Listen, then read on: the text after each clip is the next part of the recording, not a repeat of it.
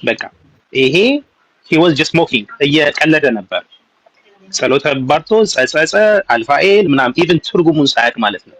መጽሐፉ ለምን ተጻፈ ምንድነው የሚለውን ሳይረዳ ኦርቶዶክስ የጥንቆላ መጽሐፍ ምናምን ብሎ የማያውቀውን ሲቀባጥር ነበር። ባጭሩ ይሄ ነው። እኔ ደግሞ እዚህ ጋር የምለው ጸሎተ ባርቶስ ላይ ያሉት አንዴ ኤፌ ላውራ ሁለት ደቂቃ ላውራ እኮ ዝም እየሰማህ ነው። እንደዛ ነው የምለው። አንድ ሰው ኤፌ እኔ አሁን የማላውቀውን ስለ ፕሮቴስታንት እኮ እንደዛ አይደለም ስለ ይኸውልህ እኔ አረሰኝ ግድ የለህም ይቅርታ ዲስሪስፔክት እንድታደርግ አልፈቅድልህም።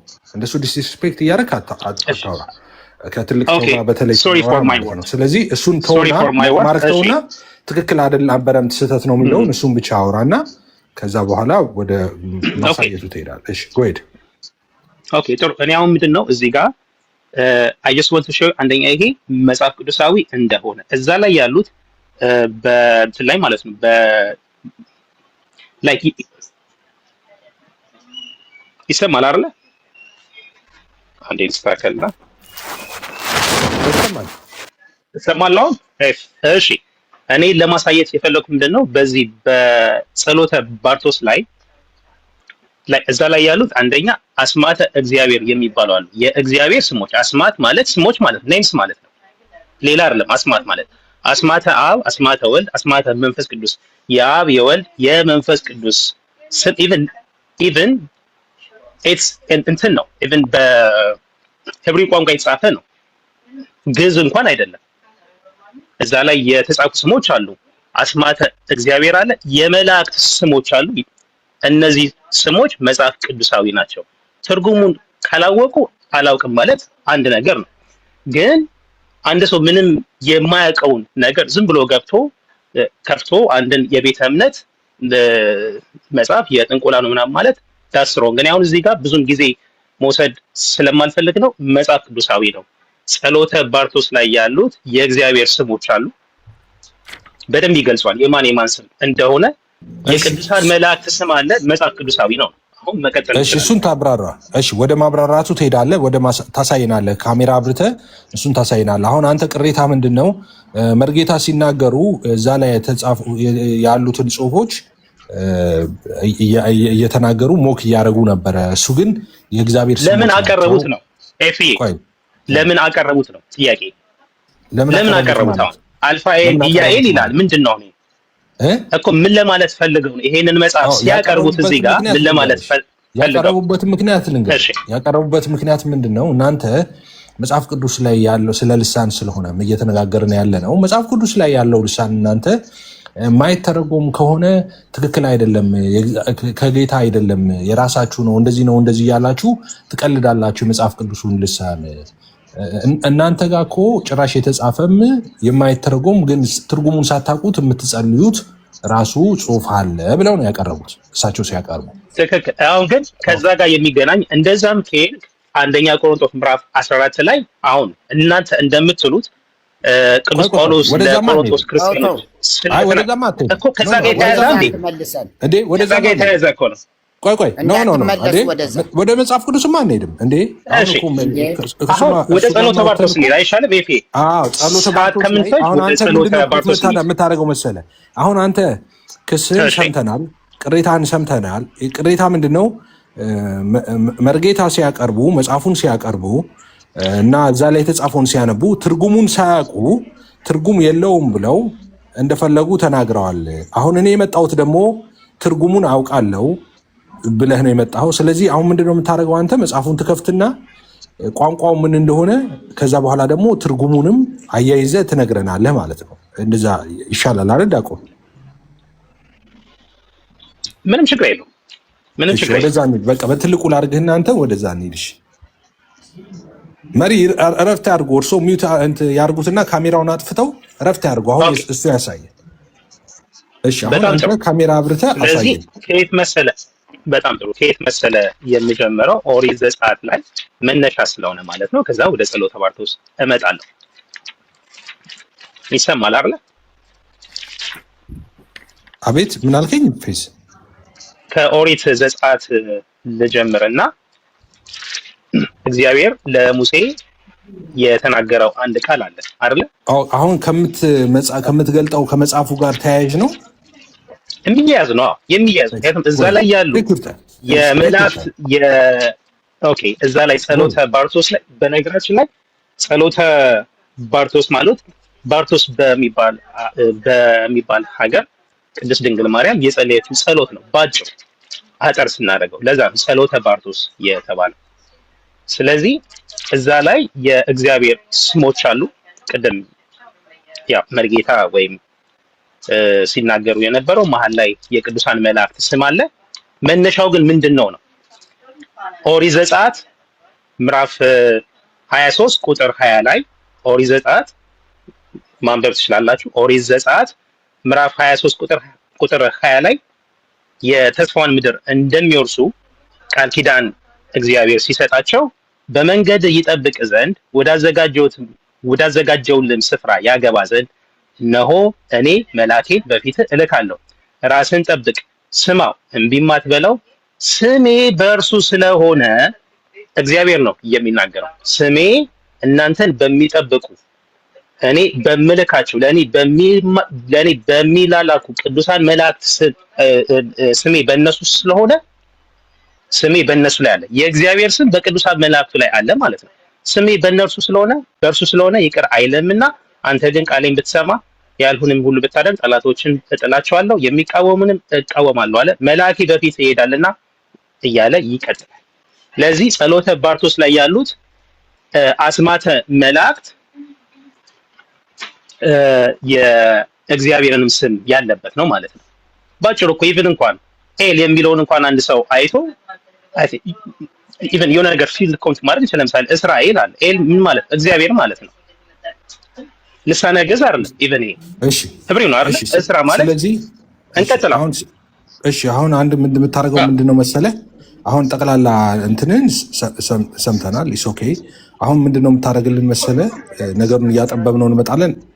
አንደኛ አሁን ወደዛኛው ወደ አነሳሁን በመጽሐፍ ቅዱስ ያነሳው ላይ እኔ ጥያቄ ያለኝ እጠይቅሃለሁ። አሁን አይደለም እንዲቀላቀል ስለማልፈልግ አሁን መጽሐፉን ክፈተውና እሳቸው ይከፍቱና መጽሐፍ መርጌታ አሁን መርጌታንም የምጠይቆት መጽሐፉን ይክፈቱና ያነባሉ። ቅድም ያነበቡትን እሱ ደግሞ ትርጉሙን ይነግረናል ማለት ነው።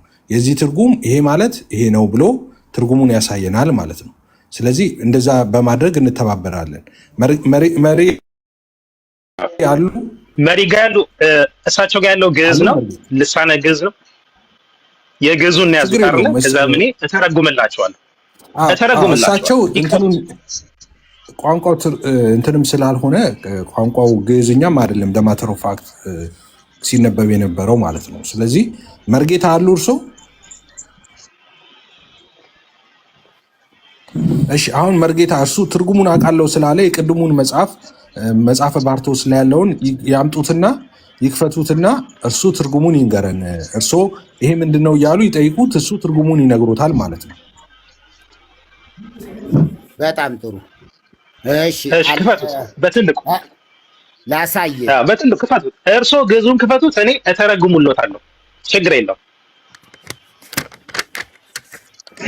እሺ ስሞቹ ላይ ብቻ ግን አይደለም። ስሞቹ ላይ ብቻ ሳይሆን እነዛ ስሞች ለምንድን ነው የተጻፉት የሚለውን አይደለም ግዕዝ ስለሚያውቁ አይ እንደዛ አይደለም ማለት ኤፍ ምንድነው? ቆይ እንዴ ፌዝ አሁን ምንድነው? ለምንድን ነው የተጻፈው? እንዴት ነው የተጻፈው? ታሪካዊ አመጣጡ ላይ አይደለም። አሁን መርጌታ ስም ያላቸው ትርጉም ያላቸውን ትርጉም የላቸውም ብለሃል።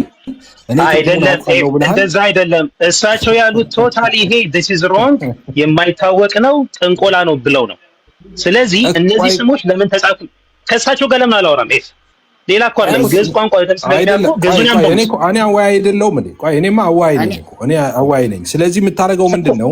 እሳቸው ያቀረቡት ትርጉም የለውም ያሉት እሳቸው ስለማያውቁ ነው።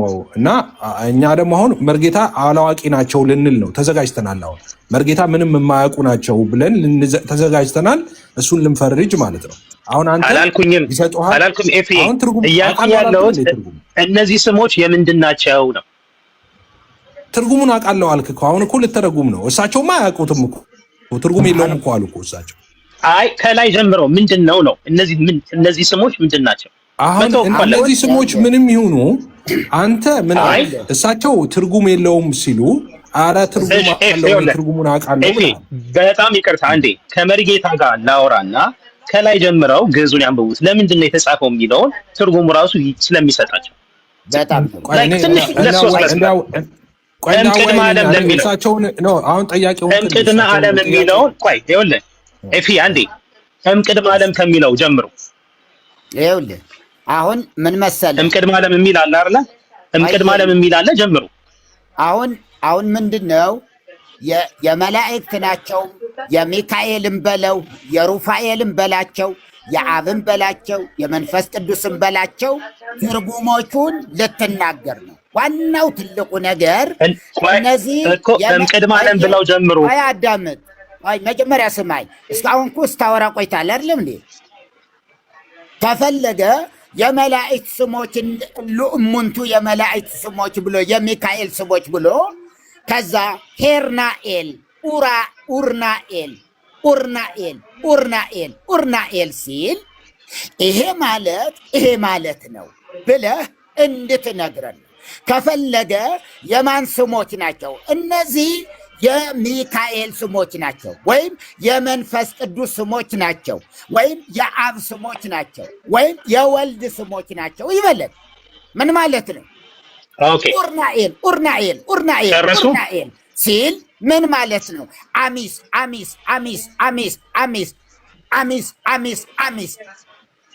ዱህላድኬን ሄድዲማቶ ማለት ምን ማለት ነው? ዋናው ትልቁ ነገር አስማቶቹ የማንም ይሁኑ የመንፈስ ቅዱስም ይባሉ ጸሐፊው ተቀባይነት እንዲኖረው የትኛውም የጥንቆላም ይሁን ድርሳነ ራጉኤልም ይሁን ድርሳነ ራጉኤል ይሄው ቀድመም ያሳያችሁ ድርሳነ ይሄም ይሁን የትኛውም ግን አስማቶቹ ይሄ ማለት ነው ብለህ ልትነግረን ነው የመጣህ አይደል? ልብ በሉ እሺ፣ አዳምጡ አይደል? አሁን እርሱ ብቻ እያወሩ ነው እኮ የመጣሁት ምንድን ነው? እነዚህ ስሞች የምን ስም ናቸው? ቆይ መሪጌታ፣ እነዚህ ስሞች የምን ስም ናቸው? ይኸውልህ የሚካኤልም ይሁኑ አይደለም መጽሐፉ የሚለውን ቆይ መጽሐፉ የሚለውን ነው የሚነግሩኝ። እነዚህ ስሞች የማን ስም ናቸው? ትርጉሞቹ ምን ማለት ናቸው? ቤካ አንተ እኔ ከሳቸው ጋር ነው የማወራው። ይኸውልህ አሁን የሚካኤል ነው እንበል አይልም። የማን ስም ነው? በመጀመሪያ ደረጃ የማን ስም ነው?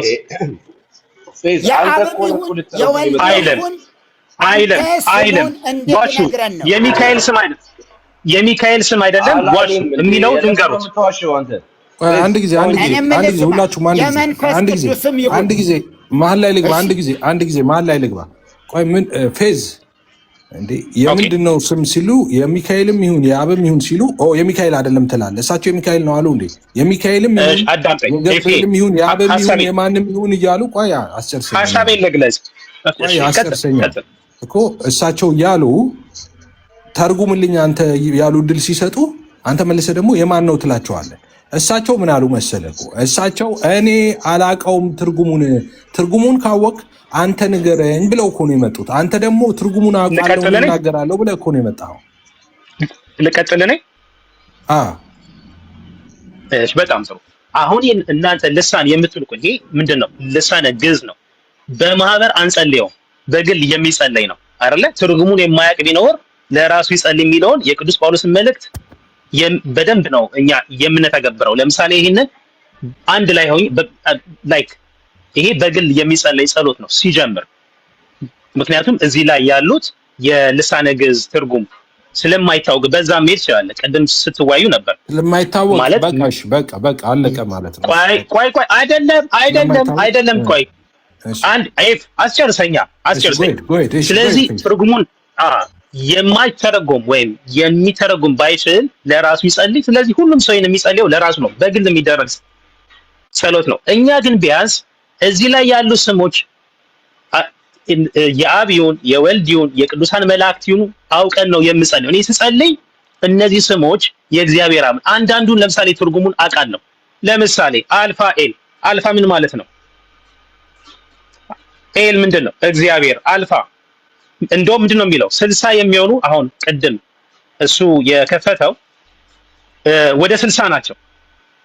እንደው ምን መሰለ የሚለው የአማርኛው ግዕዙን እሳቸው ቢከፍቱት ጥሩ ነበር። ቅድመ ዓለም ብሎ ነው የሚጀምረው። ቅድመ ዓለም ለነበረ በአብ ቀኝ ለተቀመጠበት የኪሩቤል ወንበር ሰላም ላለው ብሎ በራሱ ላይ ለሚኖር የዘላለም ብርሃን ይልና 60 ለሚሆኑ ታላላቅ የአብ ስሞች ሰላም ላለው የእግዚአብሔር አብ ስሞች ነው የሚለው። ቢያንስ እኔ ትጸልይ የእግዚአብሔር አብ ለምሳሌ አልፋ ኤል ምን ማለት እንደሆነ አውቃለሁ።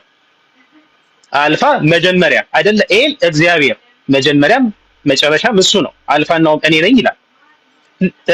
ይሄንን አልፋይል አልፋይል አልፋይል አልፋይል አልፋይል እያለ ይቀጥላል። ኢያኤል የእግዚአብሔር ስም ነው። ስጸልይ ቢያንስ እኔ የአስማተ አብ ነው ብዬ ነው የማውቀው። የዳዊት መዝሙር ላይ እኮ ብንሄድ ፌ ኤ ሬስ ምናምን የሚል የለም ስም። በሱ ልታላግጡ ነው ማለት ነው። የዳዊት መዝሙር ለምሳሌ 118 ላይ እንሂድ። የዳዊት 118 ሳን ሬስ ታው ፌ ኤ ኖን ሳምኬድ ጻዴ የሚል አለ። ላምብብለት። ይኸው ኤፍ ክፈቱት። የዳዊት መዝሙር 118 ሄ ዛ ዋው እነዚህ ምንድን ናቸው? እሺ መጽሐፍ ቅዱስ ላይ ያሉ እኮ እነግርሃለሁ። እነሱ ፊደሎች ናቸው። እነሱ እነግርሃለሁ። እናንተ ፊደሎች ናቸው የሚገናኙ አይደሉም። ትርጉም የላቸውም ማለት ነው። ቆይ ሆደን ስከል ወደ እሱ አይ ነው እሱን አውቃለሁ። ከዚህ በፊት ድቤት አድርገንበታል በሱ ላይ ከዲያቆን ያሬድ ጋር አውቀዋለሁ ስለምን እያወራህ እንደሆነ። ፊደሎች ናቸው። ቆይ ስለሱ ሳይሆን አሁን ሽፍታ እናደርገው። አሁን መርጌታ ነው። መርጌታ ዳዊት ሲያነቡ ቆይ መርጌታ ዳዊት ሲያነቡ 118 ምን ሆነብን መሰለህ? ባከንን አሁን ፌዚዬ ባከንን አሁን በክንክን ነው ያልነው። አሁን እኛ ምንድነው ኤክስፔክት ያደረግነው መሰለህ? አሁን መርጌታ ትክክል አይደሉም። እነዚህ ትርጉሞችን ማያውቁ ከሆነ አላውቅም አይሉም ወይ? የሚታወቁ ትርጉሞችን እንዴት ማይታወቅ ትርጉም ነው ብለው እንደዚህና እንደዛ ጥንቆላም ምናምን ብለው ተናግረዋል አልክ። በነገራችን ላይ ያው ኦርቶዶክሳዊ ዶክተሩ ገብቶ ጥንቆላ መጽሐፍ ነው እንዴት የኛና ትላላችሁ ብሎ ነው የወጣው እንደሰማኸው ማለት ነው። ኢስ ኦኬ ግን ተወና፣ ለምን እሱን አለውቀስከውም? መርጌታን ለምን እንደውቀስክ አልገባኝም። ግን ኢስ ኦኬ እሱን እንተውና አሁን መርጌታ ይሄ ትርጉም ኦኬ ትርጉም የሌለው ነው ብለው እሳቸው ትርጉም የለውም ይሄኛው ትርጉሙ የሚታወቅ አይደለም ብለው ነው ያመጡት። አንተ ደግሞ አይ ትርጉሙ ይታወቃል፣ ትርጉሙን እኔ ያውቀዋለሁ አልክ። አሁን እኛ ኤክስፔክት ያደረግነው የነበረው ያለውን ጠቅላላ እና አሚስንም ምናምንም ሁሉንም በነገራችን ላይ እኔ መደዳውን አልለውም። በነገራችን ጥንቆላ ሊሆን ስለሚችል እኔ አልለውም። እኔ ልሳን በለመዳፌ ማለት ነው። ስለዚህ የዳዊት መዝሙር ላይ ያለው ያም ጥንቆላ ነው ልትል ነው?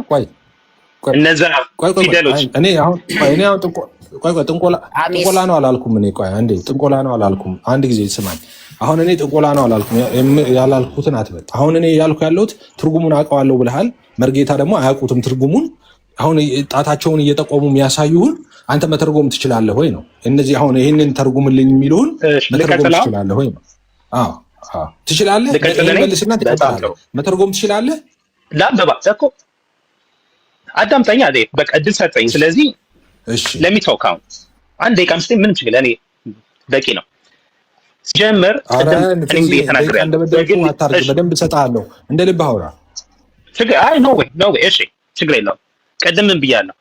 እነዚህ በግል የሚደረጉ ጸሎት ናቸው። እኛ ግን ስንጸልይ ቢያንስ እነዚህን ስሞች ስንጸልይ አንደኛ የአብ ስም፣ የወልድ ስም፣ የመላእክት ስም መሆኑን አውቀን ነው የምንጸልየው፣ አምነን ነው። ለምሳሌ ምን ያህል እዚህ ጋር 60 ለሚሆኑ ለታላላቅ የአብ ስሞች ሰላም ላለው መርጌታ የከፈቱት ይልና አልፋኤል ምን እንደሆነ አውቃለሁ። እዚህ ውስጥ የማላውቀው ግን የእግዚአብሔር አብ ስም እንደሆነ አውቄ ነው የምጸልየው።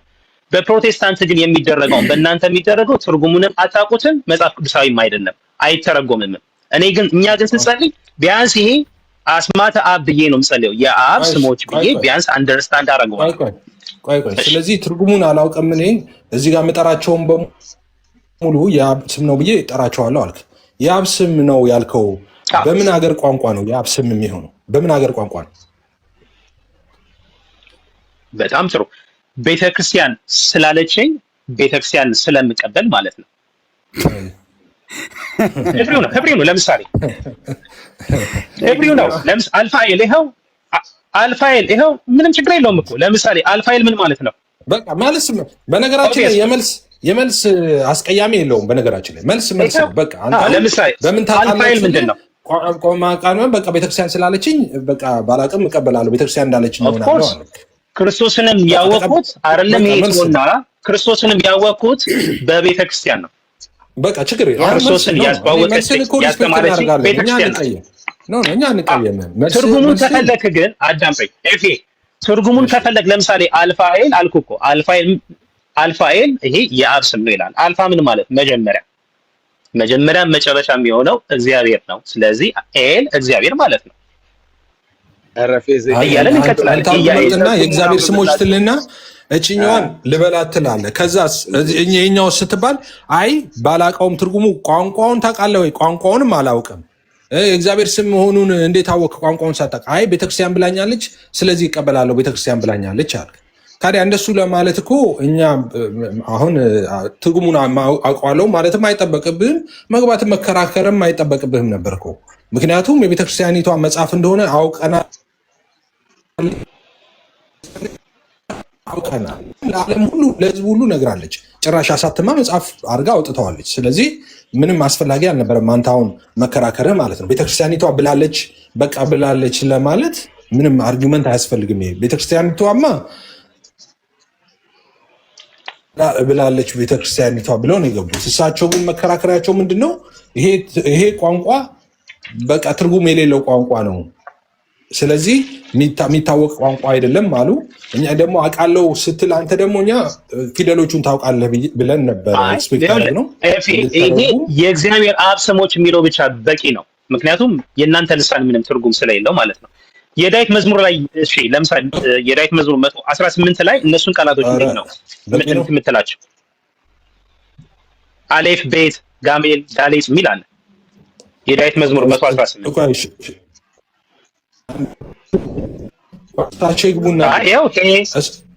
እሱን እናወራለን። ችግር የለውም።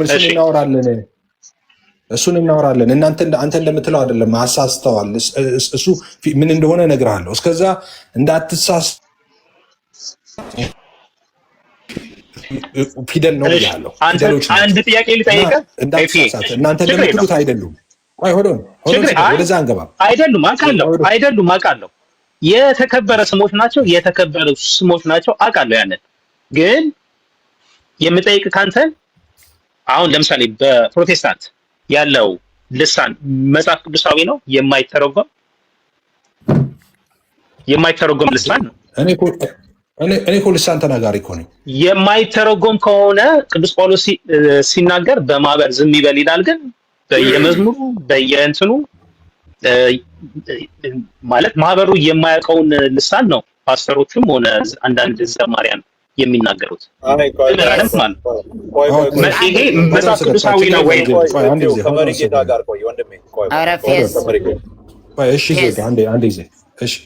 ትገባላችሁ።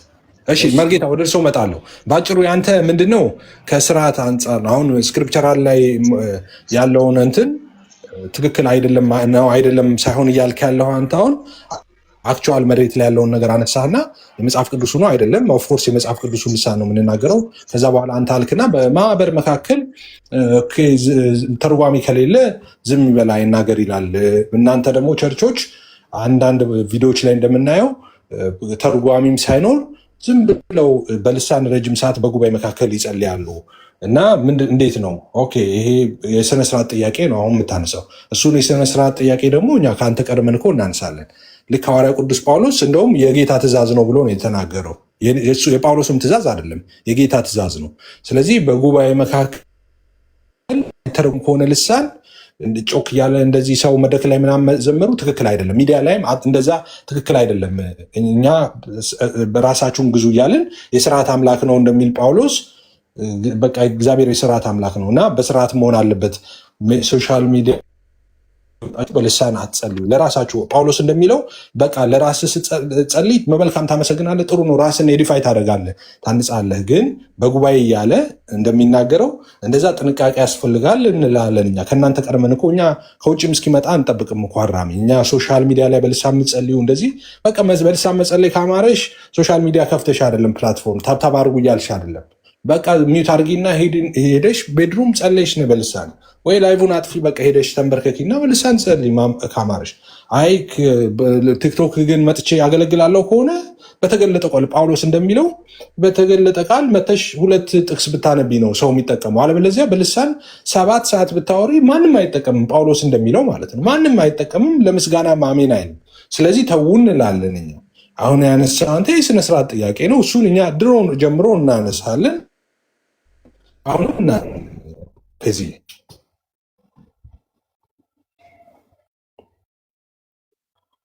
መልእክት ነው በቃ። ስለዚህ ምክንያቱም እኔ ሲተረጎም አይቼም ስለማላቅ ነው። የኔም ብዙ ጓደኞች አሉኝ ፕሮቴስታንት እንግዲህ ስለሚነግሩኝ ነው። ስለዚህ አሁን ኦኬ አንድ ከሰራ ምናምን እንዳልባል ልተው ማስታወቂያ ስሰራ የሰራውበትን ቪዲዮ ገብተህ ያው እዛ ላይ በጣም ረጅም ጊዜ ነው ያ ፕሮግራም ከተደረገ እዛ ፕሮግራም ላይ ነበርኩ እኔ ራሴ ነው እና እዛ ላይ ካየህ ልጅቷ ራሷ በልሳን ትናገራለች፣ ራሷ ትተረጉማለች። እናንተ አላያችሁም ማለት የለም ማለት አይደለም። እኔ በልጅነቴ በሙሉ ሐዋርያ ቅዱስ ጳውሎስ እንደሚለው አንድ ሰው ልሳን ተነስቶ ሲናገር ሙሉ ወንጌል ውስጥ ሌላ ሲናገር ቆይ ዝም በል እየተባለ ተርጓሚው ተነስቶ ሲተረጉም ምናምን ነው ልጅነቴ ማለት ነው። አውቃለሁ። ኤፍሬም ኧረ በፍጹም አንተ ዝም ብለህ ነው ምናምን ካልክም ይኸው ቪዲዮም አለ ደግሞ አሁን ፖስት ያደረኩት ቪዲዮ የዛሬ 10 ምናምን ዓመት የነበረ ቪዲዮ ነው። ኦኬ እሱን ገብተህ ማየት ትችላለህ። እንደሱ አይነት ልምምን ነበረ ቸርች ውስጥ አሁንም አለ እና ዝም ብሎ ነው እሱ እያልኩ ነው። እሺ አሁን ወደ መርጌታ ሀሳብ ተመለሱ። እሺ የሚተረጎም ከሆነ ማህበሩን የሚያነስ ከሆነ ቀጥሉ። እኔ ምንም አለም ግን አይቼ ስለማላቅ። እሺ ከኔ ጋር ሁኑ። አሁን ቋንቋ ግዕዝ ወደ አማርኛ ይተረጎማል፣ ወደ አማርኛ ይተረጎማል። ለምሳሌ ይሄ ግዕዝ ነው የምታዩት፣ ግዕዝ ነው። ከላይ እዚህ ጋር ወደ አማርኛ ሲተረጎም እዚህ ጋር ወደ አማርኛ ተተርጉመዋል። እዚህ ጋም አስማቲሁ ለአብ ብሎ እዚህ ተረጎመ፣ እዚህ ወደ አማርኛ ተረጎመ። ምኑን? ግዕዙን ብቻ።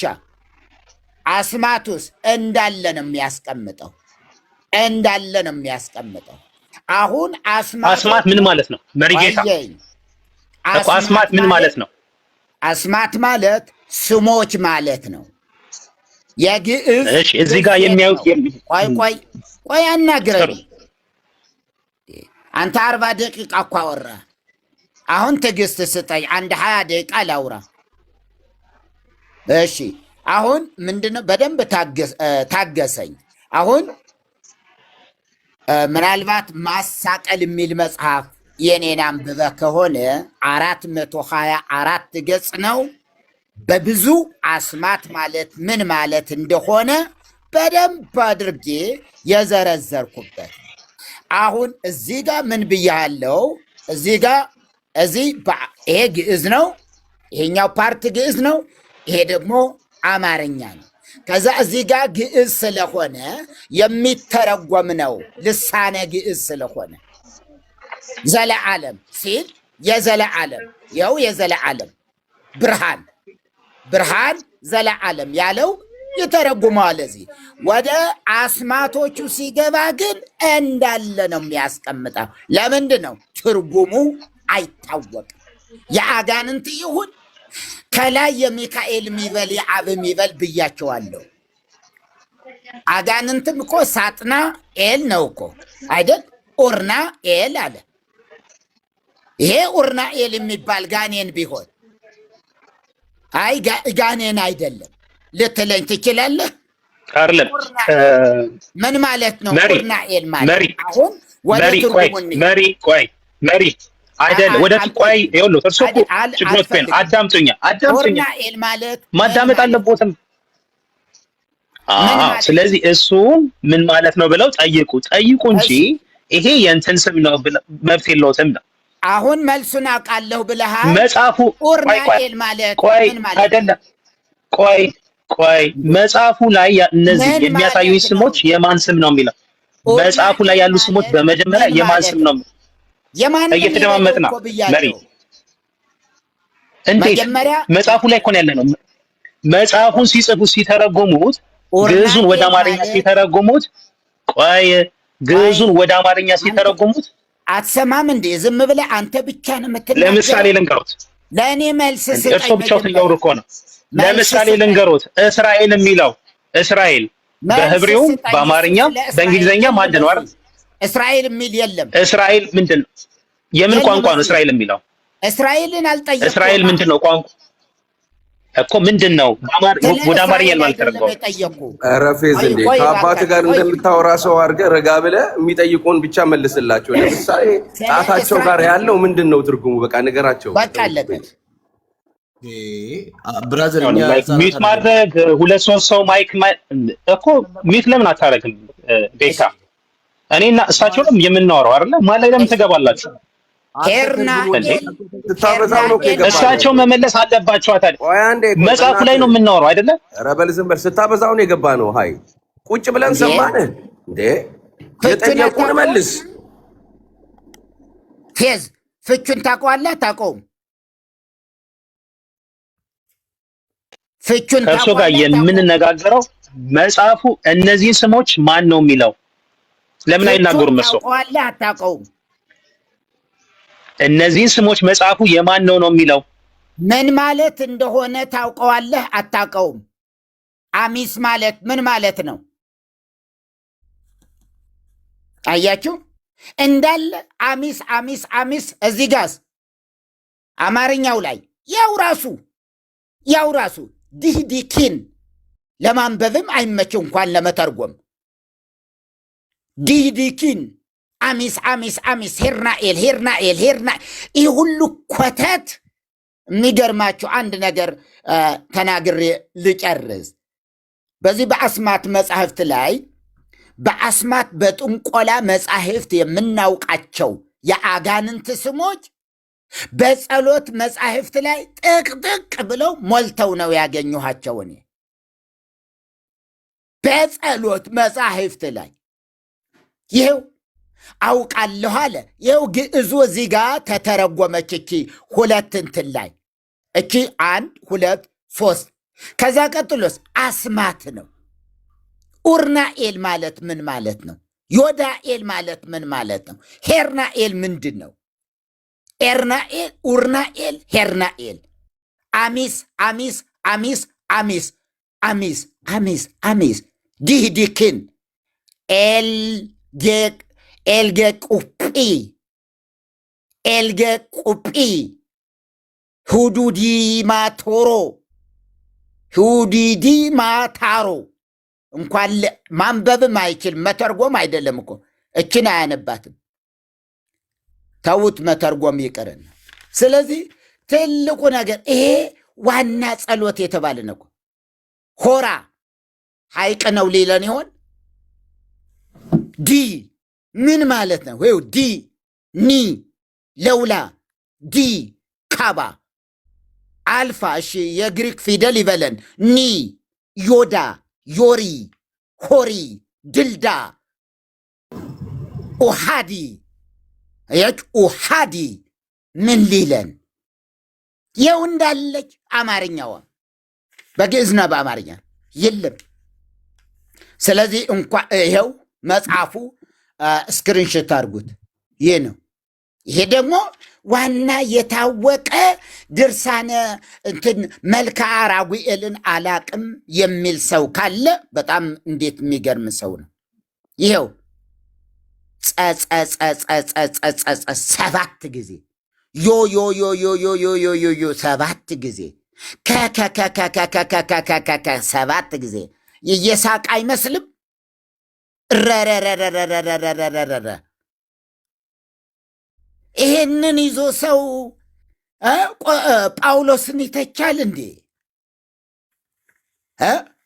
ቶቤል ቶቤል ቶቤል ቶቤል ቶቤል ቶቤል አሽማሽ አሽማሸል አሽማሸል አሽማሸል አሽማሸል አሽማሸል አሽማሸል ጅቃሽ ማሽል ጅቃሽ ማሽል ጅቃሽ ማሽል ጅቃሽ ማሽል ጅቃሽ ማሽል ድረሽ ማኤል ድረሽ ማኤል ድረሽ ማኤል ድረሽ ማኤል ድረሽ ማኤል ኧረ ስንቱ በውላላኤል በውላላኤል በውላላኤል እና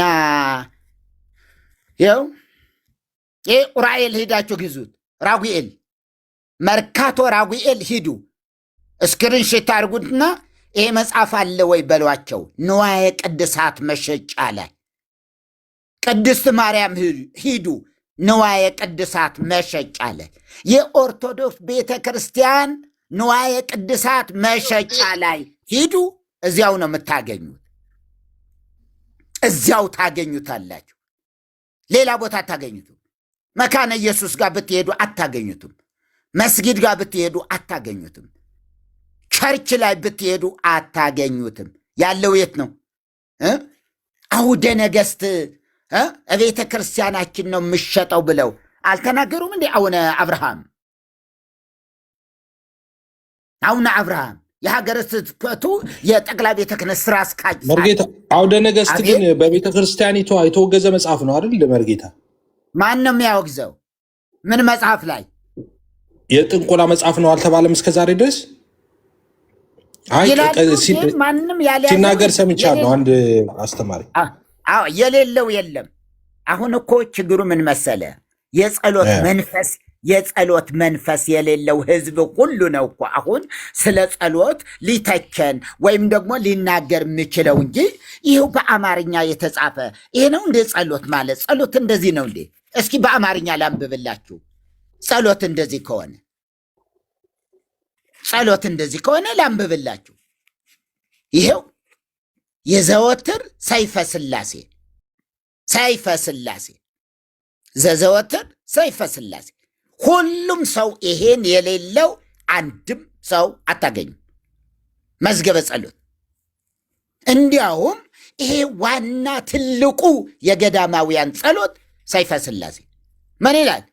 ጠላቶቼ የሆኑ ሁሉ በመለኮታዊ ሰይፍ ይጨፍጨፉ፣ ነበልባላዊ በሚሆን ቃላችሁ ስልጣናችሁ ይንደዱ፣ ይቃጠሉ፣ በሲኦል የጨለማ አዘቅት ይዝቀጡ ወይም ይስጠሙ፣ ሐዘን ከላያቸው አይራቅ፣ ትካዜም ከልባቸው አይጥፋ። ጠላቶቼ እኔ ከምድረ ገጽ ላይ እንድጠፋ በፈለጉ ጊዜ እነርሱን ራሳቸውን እንደ ቃየልና ይሁዳ በዱርና በበረሃ በታትኗቸው፣ ሲቅበዘበዙ ይኑሩ። አዳምና ሔዋን ከገነት በመውጣታቸው እንዳለቀሱ ጠላቶቼንም ይሄው ትልቁ የጸሎት ኦርቶዶክሳዊ ጸሎት ሲቅበዘበዙ ሲያለቅሱ እንዳለቀሱ ጠላቶቼንም የጨርቅ መቀነታቸው የጨርቅ መቀነቻ አስታጥቋቸውና ሲያለቅሱ ይኑሩ። በእኔ ላይ ጥፋትን እንዳያመጡብኝ ጥልቅ በሆነ በእሳት ባህር አስጥሟቸው። አሁንም እነሆ ጠላቶቼ በእሾህና በአሜከላ በተታታ ወጥመድ ውስጥ ይግቡ።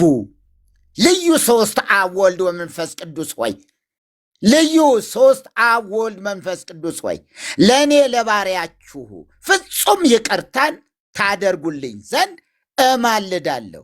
ጠላቶቼ ግን በፊታቸው ከፍርሃት በስተቀር በፍጹም ደስታን አያግኙ።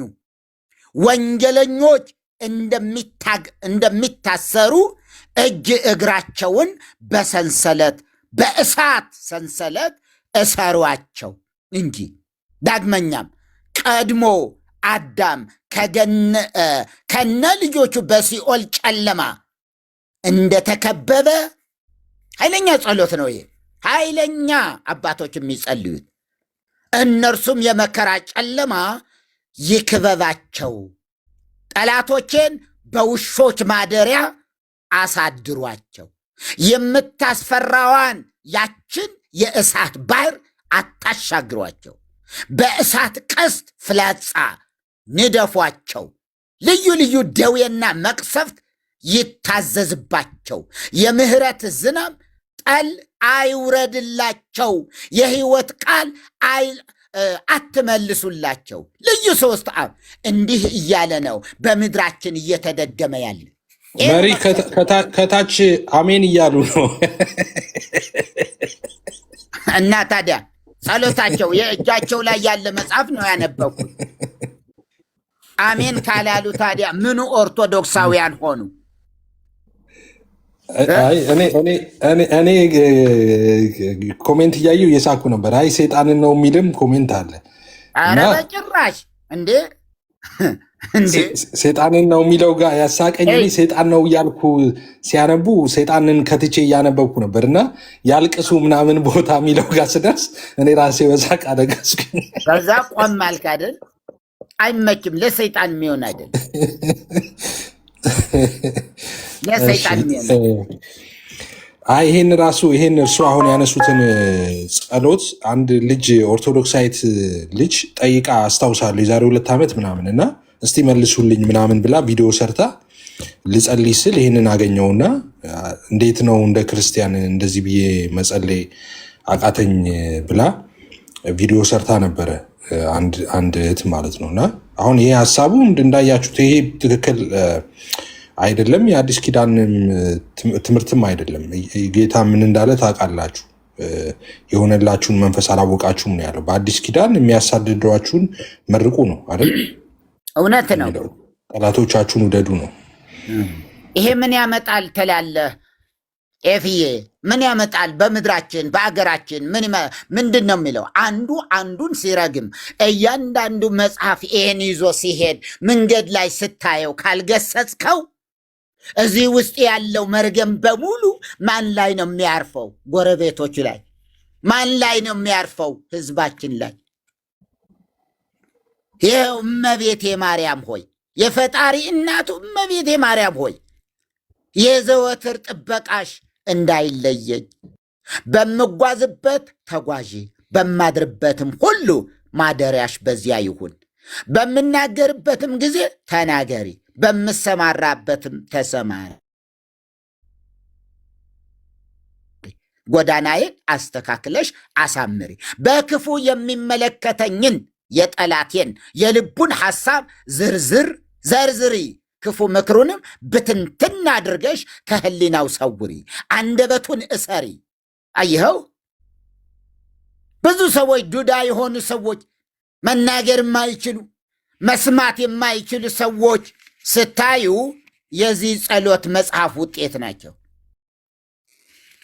በዚህ መጽሐፍ ተጸልዮ እንዲታወሩ፣ ጆራቸው እንዲደነቁር፣ አንደበታቸው እንዲዘጋ የተደረጉ ናቸው።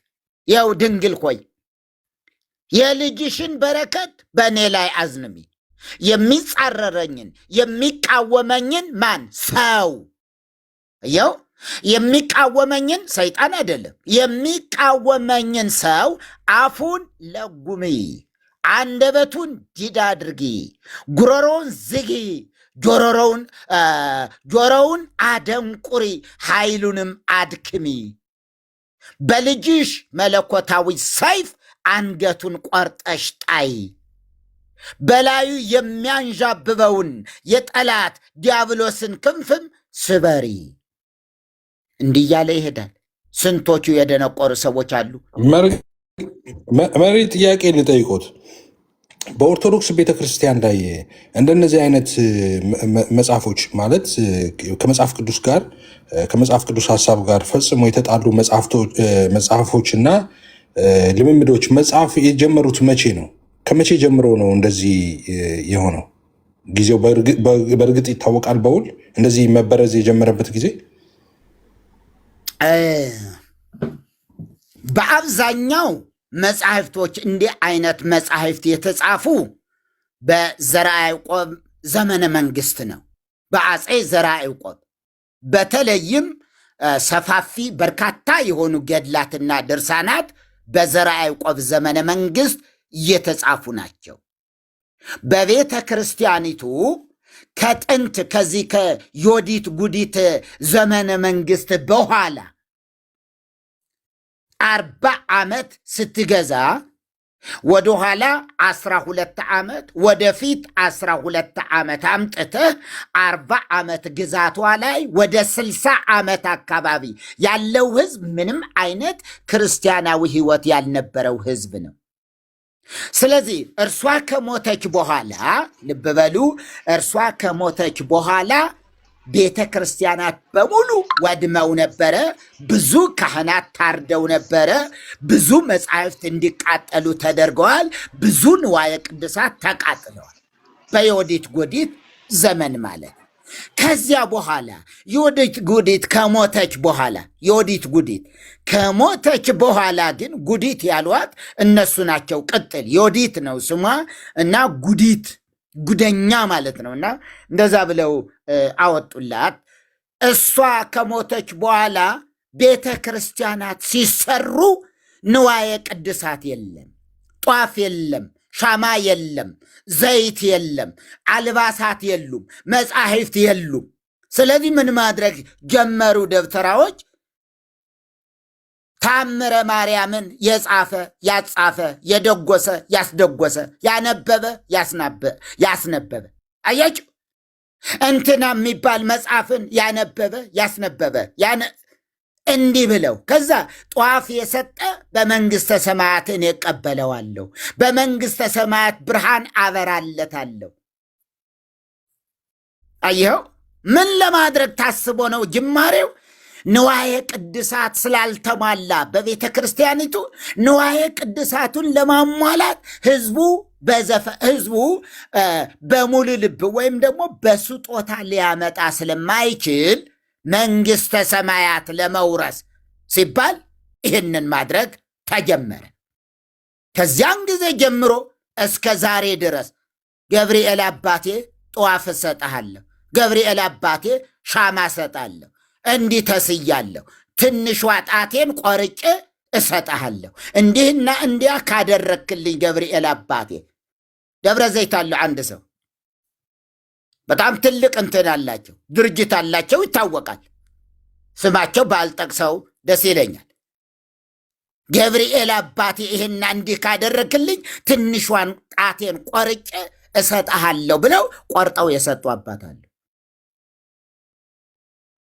እና ወደ ጥያቄው ስመለስ በዚህ መንገድ ነው የመጡ። የጻፈ ያጻፈ፣ የደጎሰ ያስደጎገ። ከዛ በኢትዮጵያ ኦርቶዶክስ ተዋሕዶ ቤተ ክርስቲያን እስከ ዛሬ ድረስ ዛሬ ስንት ነው? ታኅሳስ 3 2018 ዓመተ ምህረት ድረስ ምንም አይነት ፍሬም የለም። ገደብ አልተገደቡም መጽሐፍቶች። ማንም ሰው ይጽፋል፣ ትርጓሜም ቢሆን ይጽፋል ከፈለገ። ይኸው ማነው እነ ሮዳስ የሰዓታት አንድምታ የሚባል አልነበረም፣ አይታወቅም። ሮዳስ ጽፏል። የመልክዓ ማርያም አንድምታ፣ የመልክዓ ኢየሱስ አንድምታ፣ የአንቀጸ ብርሃን አንድምታ የሚባል በታሪክ አይታወቅም። ይኸውን እየጻፉ ነው። ማን ይከለክላቸዋል? ማንም ክልከላ የለውም።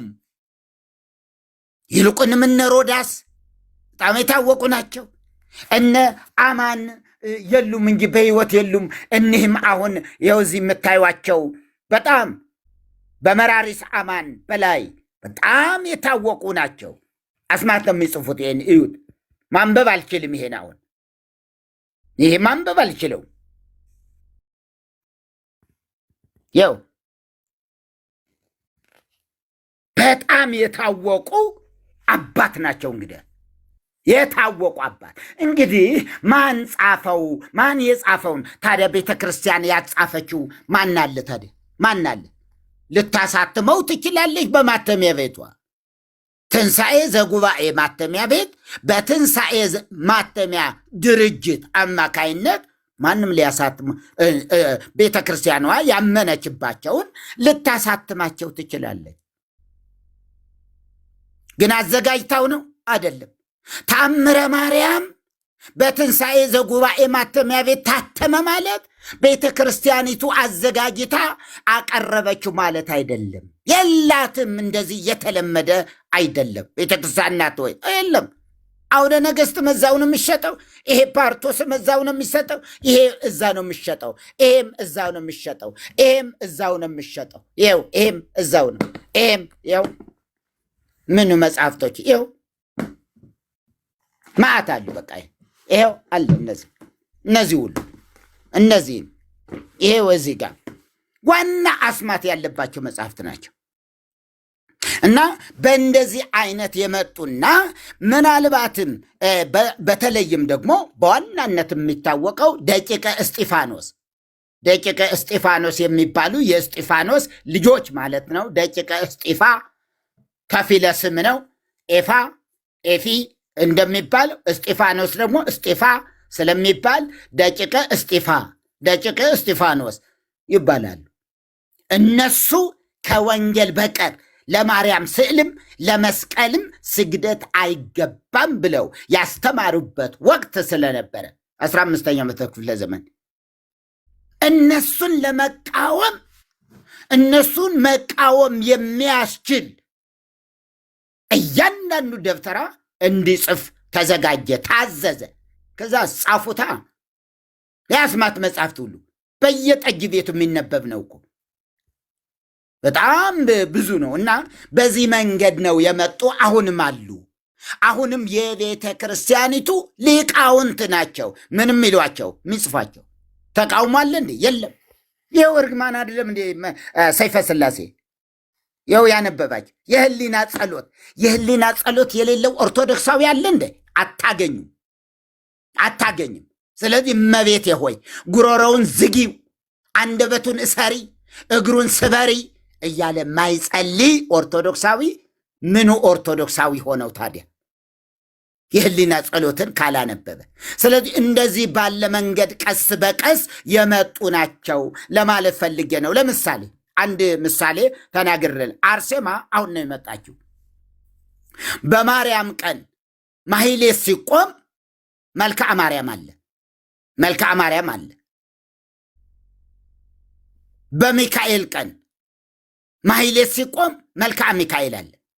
በገብርኤል ቀን ከሆነ መልክዓ ገብርኤል አለ። በአርሴማስ የለም። መጽሐፈ ዚቅ ላይ ለዝክረ ስምኪ ወይ ደግሞ ለእንትን የሚል ነገር የለውም። ታዲያ ምንድን ነው የሚደረገው? የአንዷን ለእሷ ይሰጣል። ስሟ ላይ እዚያ ስሙን ብቻ በመተካት የሚደረግ ነገር ነው ማለት ነው። እና ይህ ነው አቡነ አብርሃም አውደ ነገሥት እየደገመ ብለው በአደባባይ ነው የተናገሩ። ወዳጄ የሆነ ወዳጄ አሉ። በጣም ወዳጄ ነው። አቁም እባክህ፣ እኔም አውቀዋለሁ ቃል በቃል ያሉትን እና ተወው፣ ይቅርብህ፣ ይሄ አስማት ይቅርብህ ብዬ አልኩት። እሱ ምን አለኝ አሉ።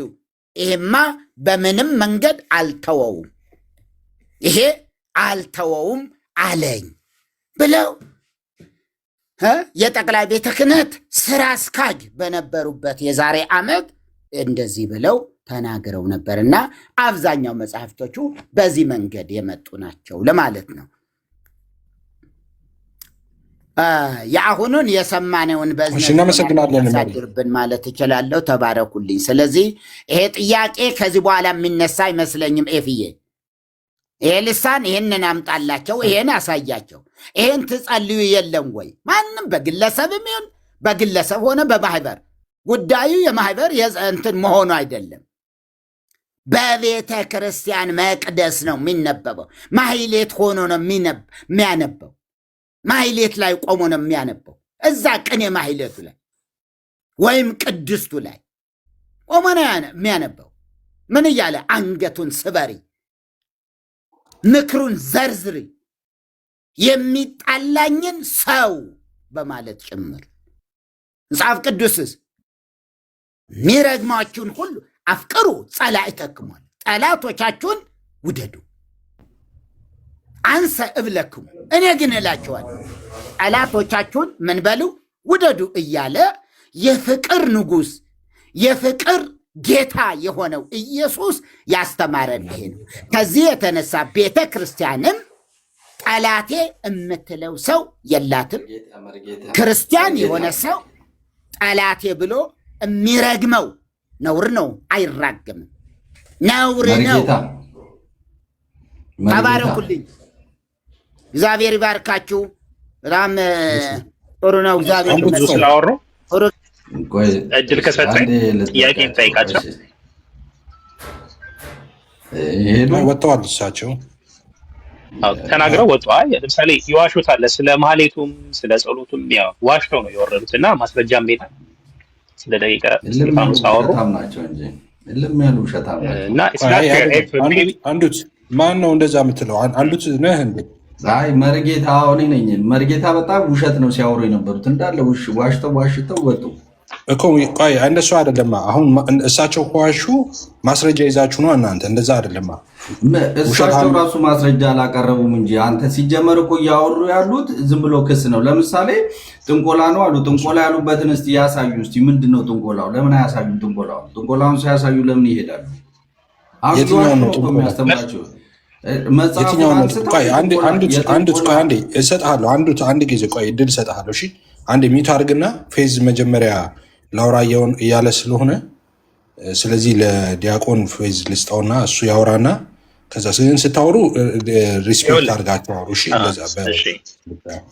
እኔ በክብር ነው የተቃውሙትን ሀሳብ ማንሳት ትችላላችሁ፣ ግን በሪስፔክት አሉ። እሺ እኔ የሚችሉ ከሆነ አሁንም ቢገቡና ቢጠየቁ አወሩ። እሳቸው ዋሹ፣ ውሸት ነው ያወሩት እንዳለ። እውነት ለመናገር አሁን ስለማሌቱ አውርተዋል ማለት አሁን አንተም ባውራ ብዙም ላትረዳ እሳቸው ግን በደንብ ስለሚረዱ ስለማቅም እኔ ማሌቱ የሚቆሙ ለዚህ ነው እንደዚህ ያው ቀበጣጥሮ ነው የወጡት። ሶሪ ማሌቱ ምን እያልኩ አይ ቲንክ ስለ ማሌት አውርተው ነበር።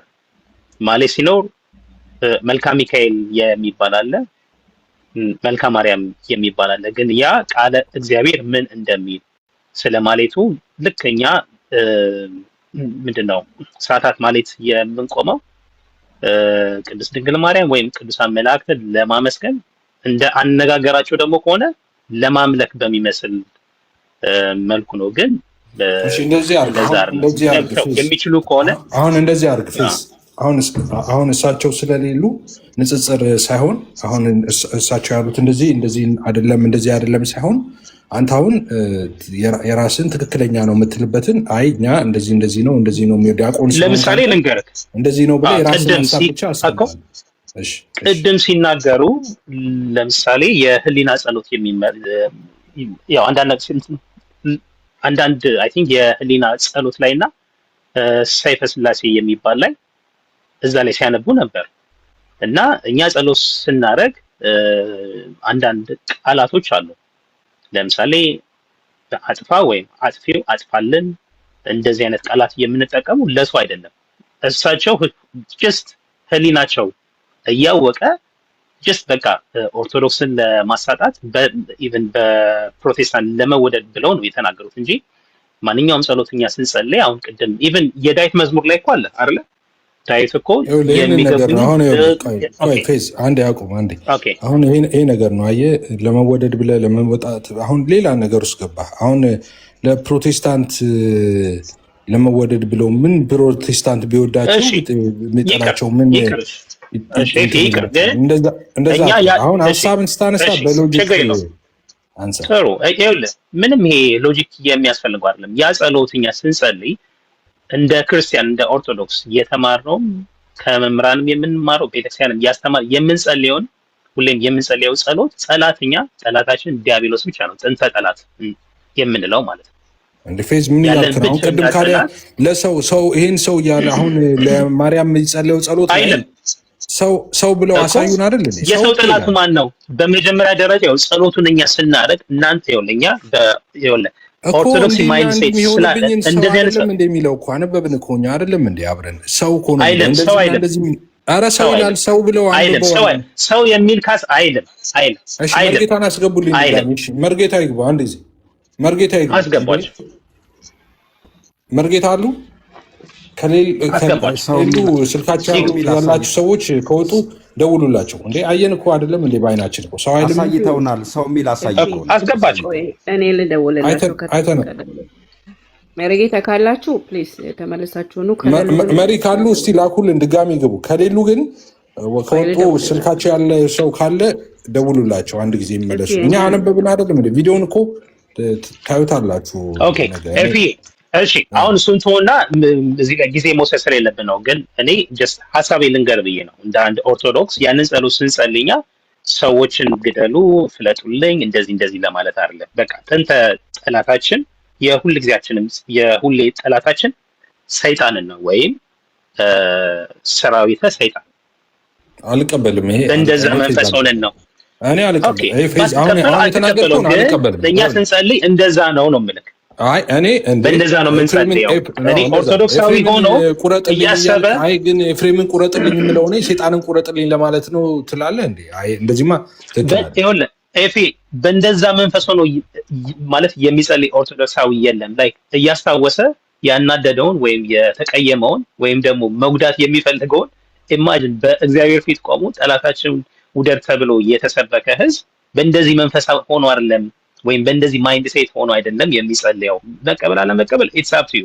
ግን ማለት እኛን የሚቃረን ወይም በሰው ላይ አድሮ የሚቃረንንን የሚያሰቃየንን ጥንተ ጠላታችንን ሰይጣንን ነው በዛ በጸሎቱ የምንቃወመው። ጀስት ሀሳቡ ልንገር፣ የጸሎቱ ሀሳብ ይሄ ነው። ወደ ቃላት ግን ወደ አንተ በቃ እንደዛ ብዬ ነው የምረዳው ካልክ እኔ ምንም ላረጋል። እኔ ግን አንድ ሰው ሊረዳ የሚችለው ስለ ሰው የተጸለየ ኤፍሬምን አንገቱን ቁረጭልኝ በሳት አቃጥ ምናምን ብለህ እኛም እንደዛ ነው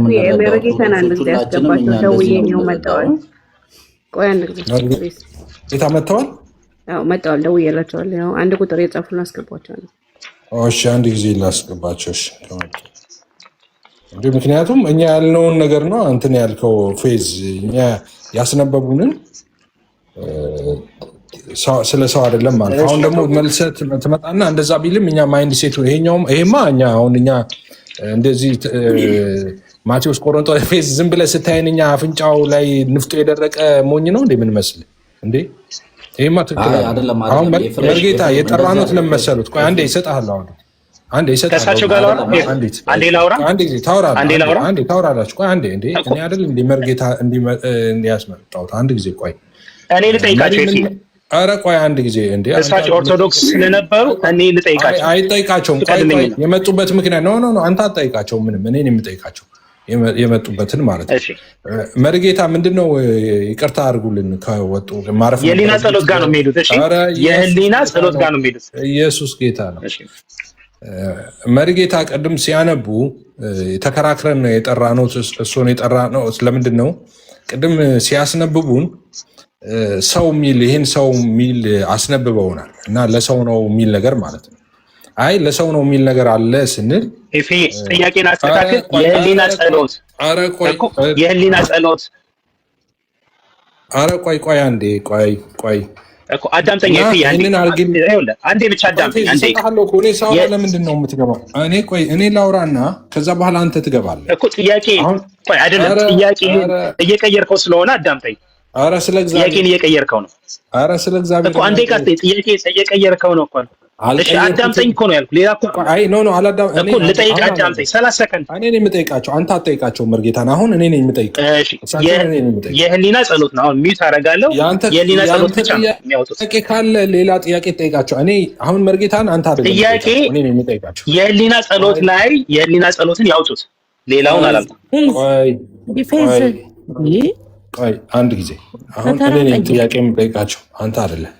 መርጌታ እኔ የምጠይቀውት ቅድም ሲያስነብቡን ለማርያም እንደዚህ አርግልኝ እንደዚህ አርግልኝ ብለው ሰው ሚል እንደውም ይህንን ሰው ነገር ሚል ነገር ሁሉ አንብበናልኛ እና ለሰው ነው ስንል አይ ለሰው አይደለም ለሰይጣን ነው ብለዋል እሱ እና መርጌታ አሁን ይቅርታ አድርጉልን ከማረፍ ከነበረበት ድጋሚ ጠራኖት ያኛውን ይሄን አርግልኝ ይሄንን አርጊው ጠላቴን የሚለውን ፓርት እሱን እንዲያሳዩን ነው። እሱ ለሰው አይደለም ስላለ እሱን እንዲያሳዩን ነው የጠራኑት።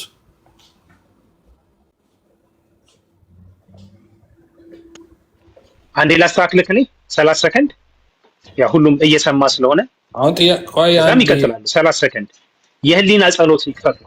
ኧረ ቆይ እኔ እኮ ምንም እኮ አላልኩም። ደቂቃ አትሰጠኝም? ቆይ አይደለም ዋሽተዋል ምናምን ብላችሁ ገብተህ ፌዝ አሁን እሳቸው ያሳዩ ሆን እኮ እኔ ምን አልኩኝ? አንድ ደቂቃ ስጠኝ እኮ ነው ያልኩት እንዴ። የዋርደፖስ የህሊና ጸሎትን አውጡት በላቸው።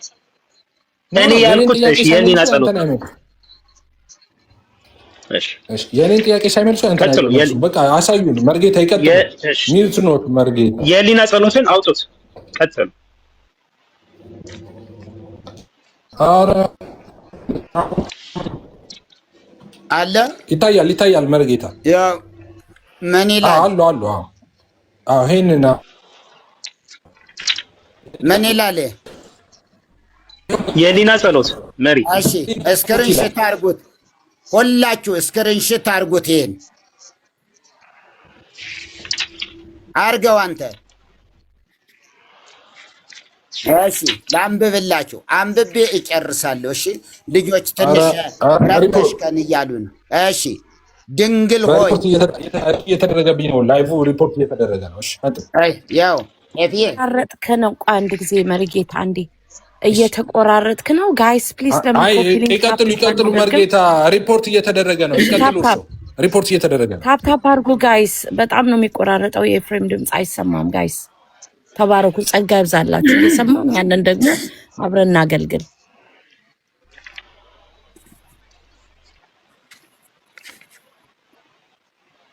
እሺ ይቀጥሉ። ይኸው ሰላም ናት እንዲሁ የረበሸችኝ ተኝቼ እንደገና ከእንቅልፌ ያነቃችኝ ቀኖና ሰጣታለሁ። እንግዲህ የንስሐ ልጄ ናት። ይቅርታ ፌዝን ትንሽ የንስሐ ልጄ ናት። ወለተ ኢየሱስ ብያታለሁ። ሐሙስ ነው ደግሞ ሐሙስ ጥሩ የሆነ ምስጢረ ሥላሴና እንደገና ቀጣዩ ደግሞ ክርስቲያናዊ ምንድን ነው መሰረታዊ የክርስትና ትምህርት ደግሞ እንማራለን ማለት ነው። ሐሙስ ያው ጠርተናቸዋል። ዜዶ ሁላችሁም ተጠርታችኋል አይደል? እስኪ ሰላምዬ መሪ እውነት ነው። እሰይ ሊያየ እግዚአብሔር ይባርካችሁ። እዚህ ያላችሁ ሁላችሁ በጣም እወዳችኋለሁ፣ አከብራችኋለሁ። ዜድ ኤፍዬ ደግሞ ደውልልኝ እባክህን፣ ስልክ አስቀምጥልኝ ብያለሁ፣ ፈልግሃለሁ በጣም በጥብቅ ዛሬም ልኬልሃለሁ። ወደ ምንባቡ ልሂድ። እሰይ እሺ አንዱን ብቻ ነው የማነበው፣ ብዙ ነው። አንዱን ብቻ ነባለሁ።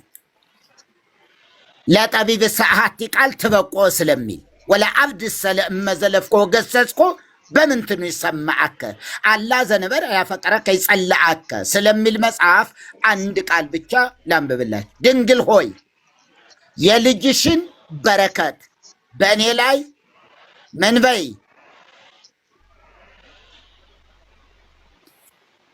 መንበይ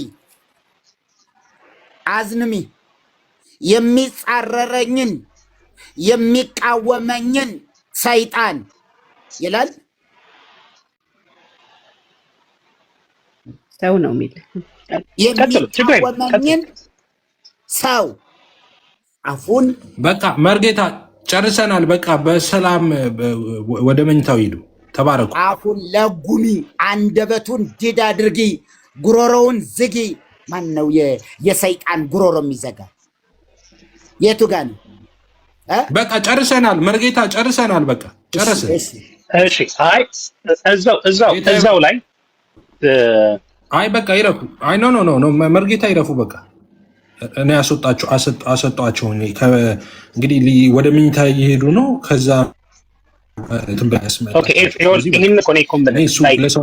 አንድ ሰው ለተናገረበት እኮ ከእሳቸው ጋር ነበራ መነጋገር የነበረብኝ። እሳቸው ወጡ። እሳቸው ስለመጽሐፍ አውቃለሁ ብለው ነበር ሲያወሩ የነበሩት። እሳቸው እኮ ወደ ማረፊያ ተወዋል እኮ። አሁን እኮ አይደለም እሳቸው እንዲመልሱልኝ የምፈልገው አዳምጠኝ ኤፍሬም፣ እሺ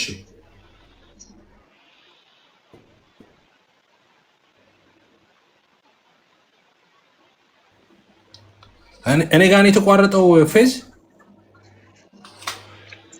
ይሰማል። አሁን መታል ቀጥል። እሺ እኔ እሳቸው እንዲመልሱልኝ የምፈልገው አንድ ኦርቶዶክሳዊ ካህን ብለዋል። ኢቭን በቅኔ ማለትም ይነበባል ምናምን ነገር ብለዋል። አንዴ መጀመሪያ ለሰው አልነበረም ብለሃል። ለሰው መሆኑን አሁን አመን ለሰው አልነበረም እኮ ለሰው ሲል ለሰዋዊ ፍጡር አይደለም። ለሰው አይደለም። አሁን ይኸውልህ በክፉ የሚቃወመኝን ሰው ነው አይደለም። አይ ዜድ አውራኝ አሁን ትክክል ክርስቶስ ለምሳሌ ጴጥሮስ ሰው ነው አይደል? እኔ ፌዝ አሁን ካንተ ጋር ነው። እኔ አሁን ሰይጣን ብሎታል። ፌዝ ነው ትክክል። አሁን ፌዝ አንተ ነህ ትክክል። ለሰው ይላል ግን ለሰው አይደለም። ለሰው ቢልም ለሰው አይደለም ብለሃል። በቃ ካንተ ጋር ነው የምስማማው። በቃ አሁን ጴጥሮስ እኮ ለምሳሌ ጴጥሮስ ጌታ ምን ብሎታል? ሰይጣን ብሎታል። ይሁዳም